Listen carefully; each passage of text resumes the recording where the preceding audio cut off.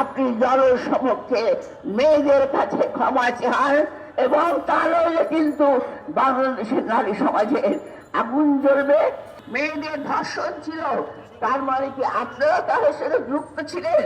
এদেশের মাটি যেমন পবিত্র, মাও তেমন পবিত্র।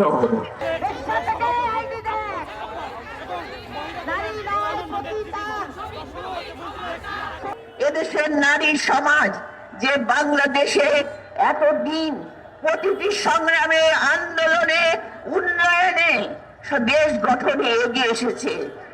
শহীদ জিয়া, যিনি স্বাধীনতার ঘোষক, যিনি বলেছিলেন এদেশের মাটি যেমন পবিত্র, মাও তেমন পবিত্র। কাজে মাটি, মা ও দেশ, এদেরকে ভালোবাসতে হবে, মাকে সম্মান দিতে হবে, আর সেই সম্মানে মা এদেরকে দেশ গঠনে এগিয়ে নিয়ে আসতে হবে।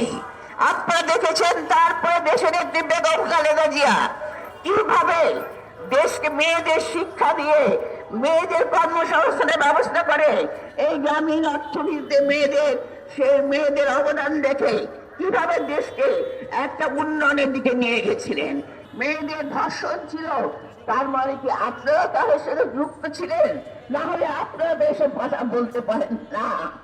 আমি জানি যে আমাকে অনেক মহিলা আছেন যারা ডক্টরেট, যারা বিভিন্ন দক্ষ শক্তি, তারা কিন্তু প্রতিবাদ করছে না।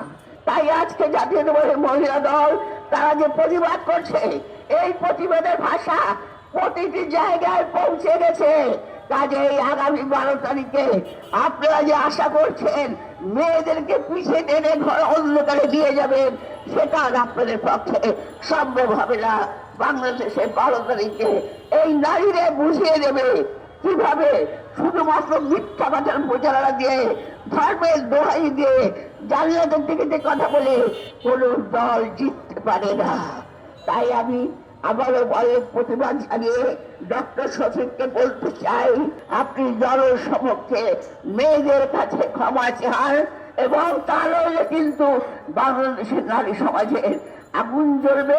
সেই আগুন আপনারা টের পাবেন আগামী 12 তারিখে।